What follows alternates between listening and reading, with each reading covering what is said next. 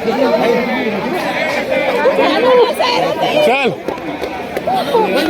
जाओ आज जाओ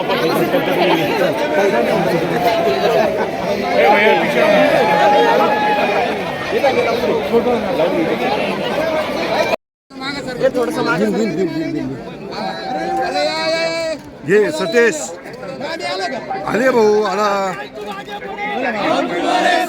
25 वर्षांची सत्ता काय भावना आहे?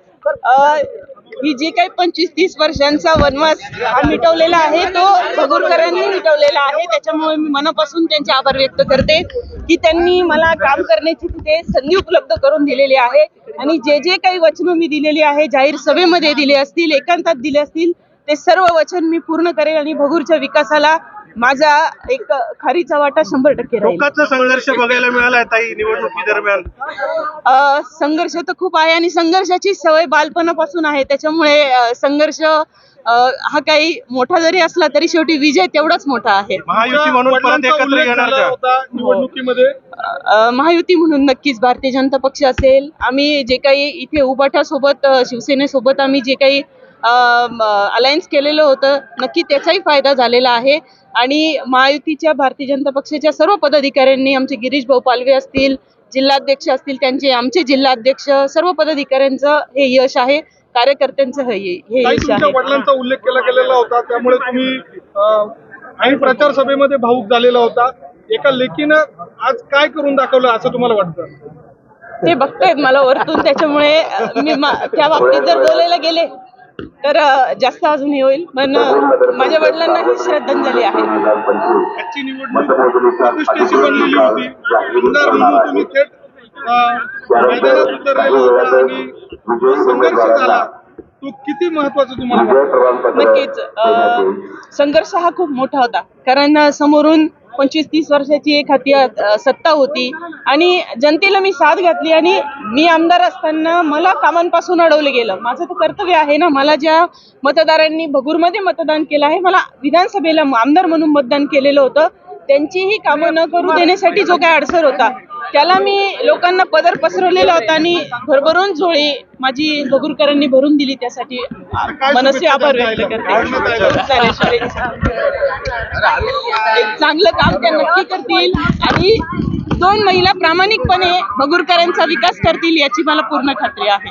ताई मोठ्या बहिणीसारख्या पाठीशी उभं राहिल्या, एकटीकडून हे शक्य नव्हतं, ताई होत्या म्हणून आम्ही दोघींनी मिळून हा विजय खेचून आणलेला आहे। तो श्रेय त्यांना देखील मोठं श्रेय आहे त्यांच्यासाठी। दोघींचंही अभिनंदन। पालवे साहेब पूर्ण वेळ दिला भाजपच्या बालेकिल्ला जेवढे दिवस होते त्यांनी सोडला नाही, त्याच्यामुळे त्यांचं देखील अभिनंदन। अभिनंदन दादा।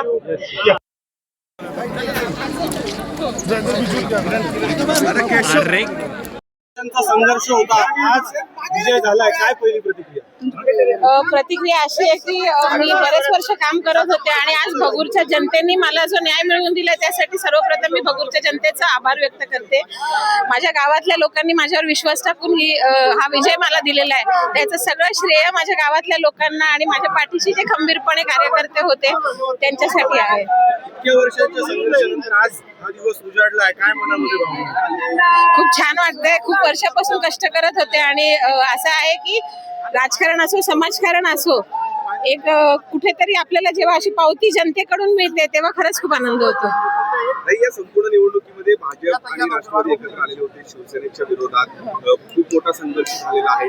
काय आपण आता एकूणच विजय झालेला आहे, काय कामं आपल्याला जी अपेक्षित आहेत आगामी काळात? भगूरच्या विकासासाठी आता सगळ्यांनाच माहिती आहे, आम्ही निवडणुकीच्या काळात देखील मुद्दे उचलले की भगूरचा विकास कुठेतरी खंडित झाला होता। स्वातंत्र्यवीर सावरकरांची जी जन्मभूमी आहे आणि त्याचं देशात पूर्ण नाव असताना भगूरमध्ये तशा सुविधा सोयी काही नव्हत्या, तर त्या अनुषंगाने आज भाजप असेल, राष्ट्रवादी काँग्रेस पक्ष असेल आणि माझ्याबरोबर मित्र पक्ष म्हणून उभाटा पण होता आणि इतर मित्र पक्ष, हे सगळे मिळून आम्ही जे काही उमेदवार निवडून येऊ, आम्ही चांगल्या प्रकारे विकास कामे मार्गी लावण्याचा निश्चितपणे प्रयत्न करू। आतापर्यंत निवडणुकीत खूप टोकाचा संघर्ष झालेला आहे, वरती महायुती एकत्र आहे, आताही स्थानिक लेवलला महायुतीला एकत्र घेऊन आपण काम करणार आहात? महायुती म्हणून आम्हाला जसं पक्ष आदेश देईल त्या हिशोबाने आम्ही काम करू।